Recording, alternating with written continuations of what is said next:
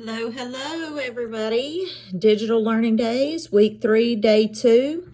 Let's start out with number 1. Says give an example of an irrational number. And remember, irrational numbers are going to be pi, any decimal that ends in ... That means that it does not terminate and it does not repeat, or imperfect square roots. So you could have written pi, a decimal that ends in ... or an imperfect square root.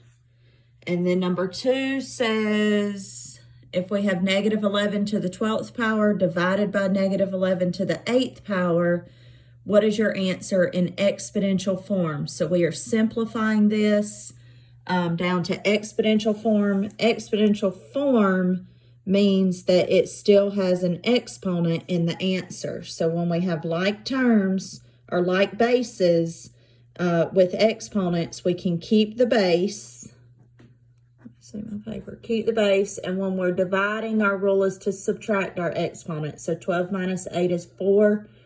So this is negative 11 to the 4th power, and that's going to be my final answer because I want to keep it in exponential form. I'm not going to work it out into expanded or standard form.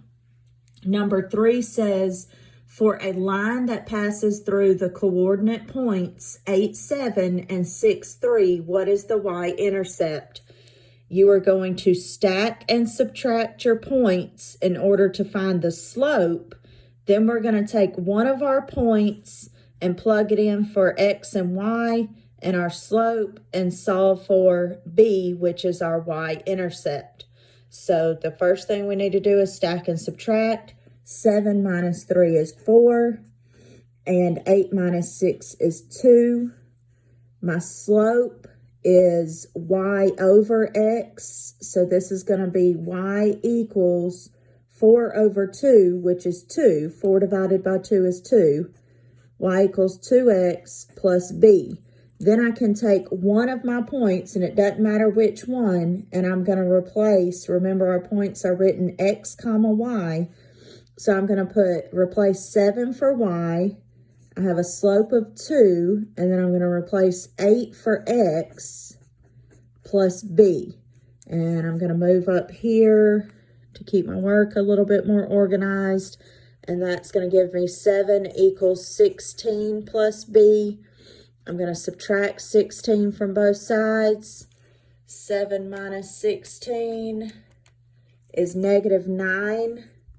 So negative 9 equals b. So my y-intercept is when x is 0, y is negative 9. This is my y-intercept. That line's going to cross the y-axis at negative 9. Number 4, my computer just went dark. Day 2. Number 4 says highlight the input and outputs with 2 different colors. I'm just going to look in my little pen jar here. I have a blue, so I'm just going to underline because I don't have highlighters. My inputs are going to be all of my x values. That's going to be the first number in my coordinate pairs. So all of my inputs are going to be in blue. And looks like I have a red here.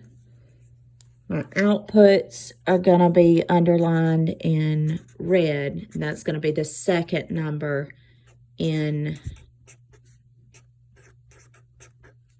my coordinate pair.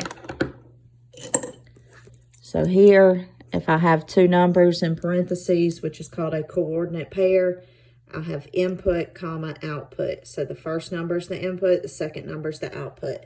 And number 5 says if angle 4 is 110 degrees, what is the measure of angle 5? The first thing we have to establish is what is their relationship. These 2 angles, let me see if I can blow it up here. Angles 4 and 5 are on the same side of the transversal, and they're inside the parallel lines. So those are going to be called same side interior, And we know that the same side interior angles are supplementary, which means they add to 180. So we would just simply take 180 and subtract angle 4, and what is left would be angle 5. So 70 degrees is what angle 5 would be. You guys have a great day.